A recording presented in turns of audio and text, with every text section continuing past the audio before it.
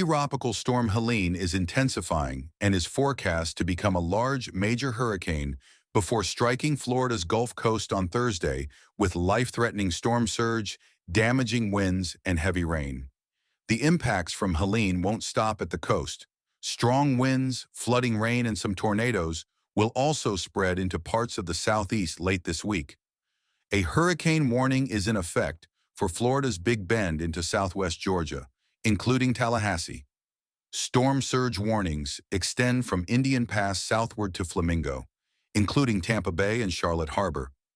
Arious tropical storm warnings and watches and hurricane watches cover most other parts of Florida northward into South Georgia and southern South Carolina, as shown in the map below.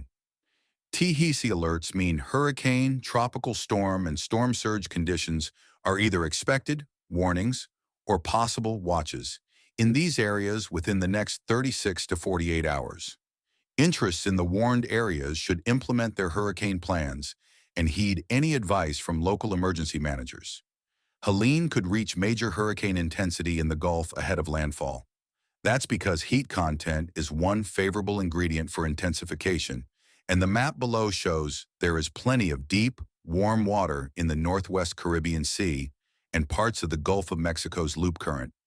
In fact, Gulf of Mexico heat content is at record high levels for this time of year, according to University of Miami tropical scientist Brian McNulty. Therefore, Helene could rapidly intensify until it reaches its peak intensity Thursday. One other factor to consider is wind shear.